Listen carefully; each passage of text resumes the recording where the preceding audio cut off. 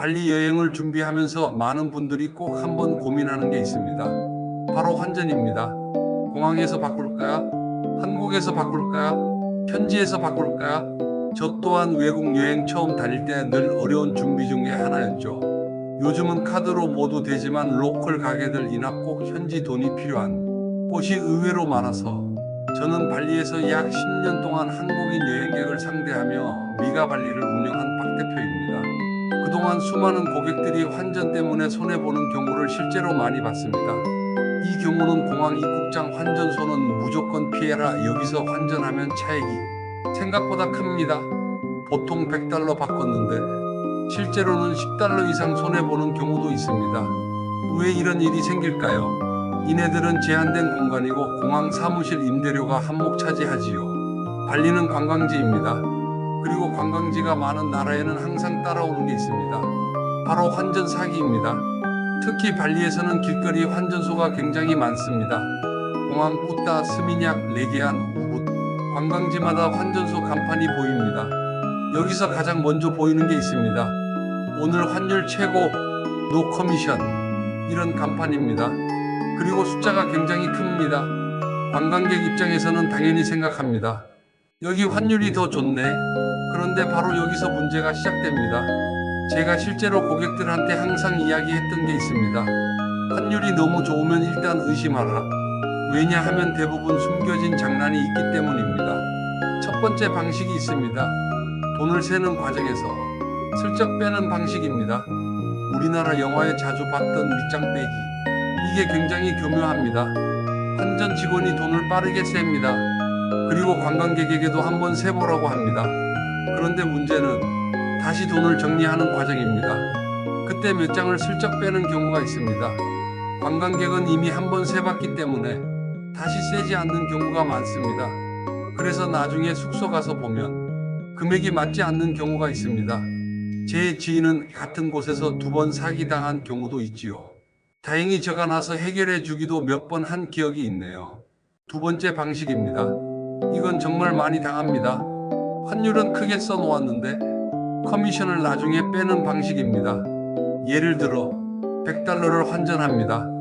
환율이 좋아서 기대를 합니다. 그런데 마지막에 직원이 말합니다. 서비스 차지, 이러면서 돈을 일부 빼버립니다. 결국 계산해보면 은행보다 더 나쁜 환율이 되는 경우도 있습니다. 세 번째 방식이 있습니다. 이건 발리에서 꽤 유명한 방법입니다. 지폐 접기 방식입니다. 돈을 셀 때 지폐를 접어서 장수를 속이는 방식입니다.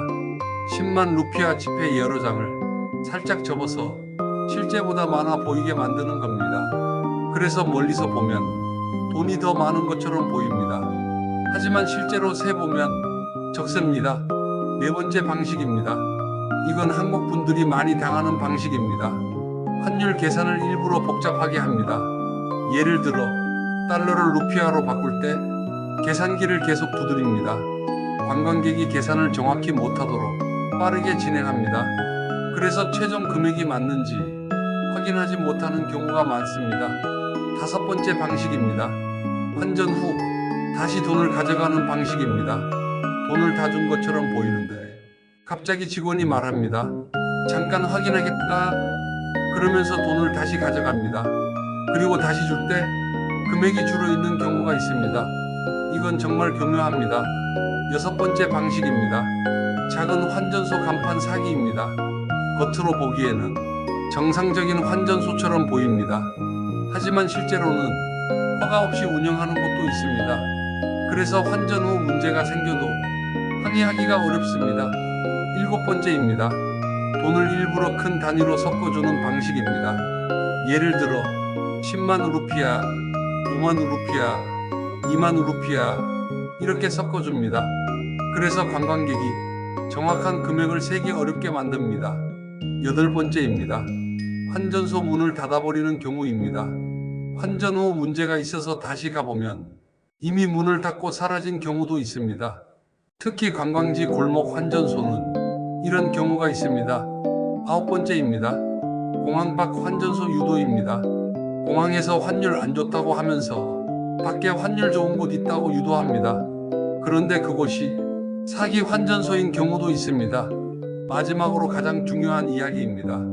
제가 10년 동안 발리에서 미가 발리를 운영하면서 고객들에게 항상 했던 말이 있습니다. 환전은 은행이나 공식 환전소에서만 하십시오. 그리고 환전할 때는 꼭 기억해야 할 것이 있습니다. 첫 번째, 돈은 반드시 2번 세십시오. 두 번째, 환전 직원이 다시 가져가려 하면 거절하십시오. 세 번째, 환율이 너무 좋은 곳은 거의 대부분 함정입니다. 이 세 가지만 기억해도 발리 환전 사기 대부분은 피할 수 있습니다. 발리는 정말 매력적인 여행지입니다. 하지만 관광객이 많은 만큼 이런 작은 문제들도 존재합니다. 그래서 여행을 준비할 때 이런 정보 하나만 알고 가도 여행의 질이 완전히 달라집니다. 다음 영상에서는 많은 여행객들이 궁금해하는 발리 여행 비용의 진짜 구조, 왜 같은 4박 5일인데 누군가는 300만 원 쓰고 누군가는 500만 원 쓰는지 그 구조를 한번 이야기해 보겠습니다. 구독, 좋아요는 이중 늙은이에게는 힘이 됩니다. 부탁드립니다. 이 사람은 발리서 10년 미가 발리 박 대표입니다.